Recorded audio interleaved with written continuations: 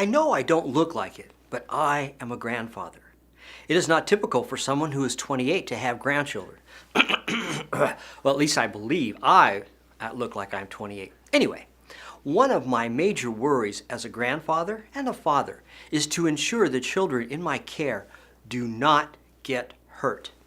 But getting bumps and bruises comes with exploration, which is natural for children. Unlike adults, though, children usually recover quickly and continue to explore despite the temporary setback. When Naomi, my granddaughter, began to crawl, she discovered a way to explore and challenge herself. Stairs! My house has a long stairway leading up to the second floor.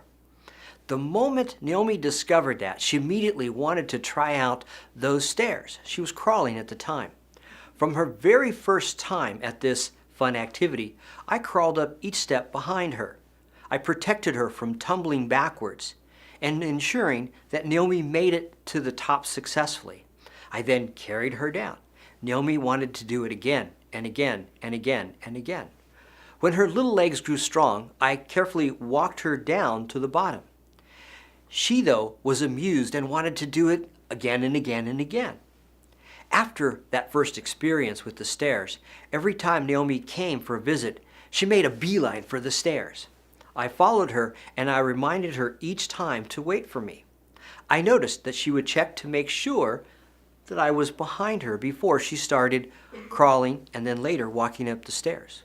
One day, Naomi surprised me. She entered the house and wanted to go up the stairs. I was outside. So Naomi sat at the bottom waiting for me. As soon as I came in the front door, she giggled and started hustling up the stairs. Here is my point to this cute story as it relates to good leadership.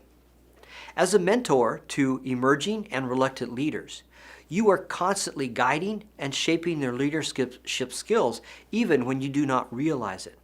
This means you have to be clear in your intentions because these intentions are critical in shaping the attitude of the person you mentor.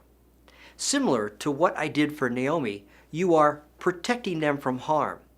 You do this by ensuring that they do not take on more responsibility than they can handle. You want them to grow and be challenged, but not to burn out prematurely or fail miserably.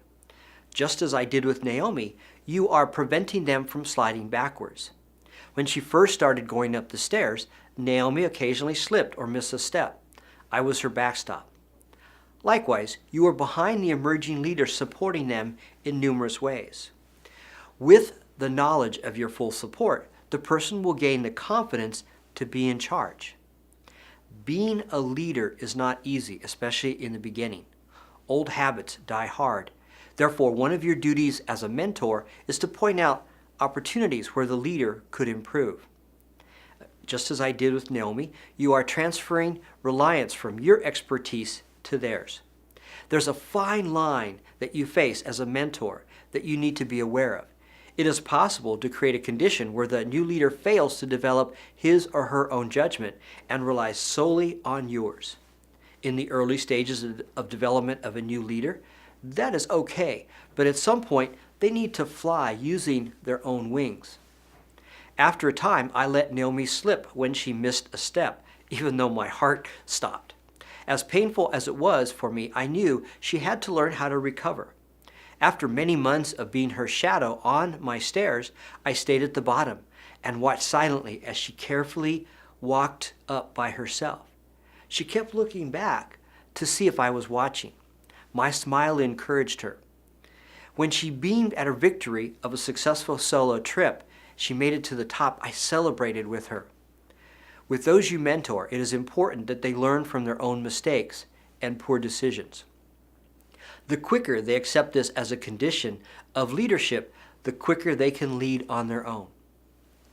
Just as I did with Naomi, you are sparking their enthusiasm to take on new responsibilities. A critical area of leadership that mentors often overlook is enthusiasm.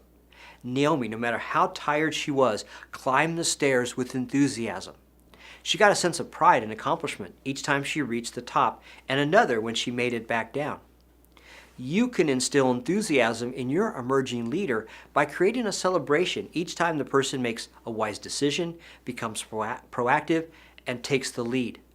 This may feel uncomfortable for you at first, but get over yourself. Studies confirm my observations that when humans celebrate their endeavors, the enthusiasm to continue the endeavor increases. I will bet that you have experienced that many times in your life. The problem is that we forget how important celebration is to us and to our attitudes. And that's because of this natural law of life. Enthusiasm begets enthusiasm, ennui begets ennui. Ennui stands for boredom. Which attitude do you want your company to encourage new leaders to have, enthusiasm or boredom? You want your new and reluctant leaders to take charge sooner rather than later. You can make this happen by carefully adopting these 4 practices as you train, coach, and mentor your leaders. First, protect them from harm in the preliminary stages of their leadership responsibility. 2, transfer their reliance from your expertise to their own. 3, prevent them from sliding backwards by focusing on where they can improve. 4, build their enthusiasm by being enthusiastic for them and celebrating their competence and growth. I guarantee you will discover that the leadership learning curve actually shortens for them, and your reputation as a leader who develops great leaders will grow. Please feel free to share this information with your colleagues.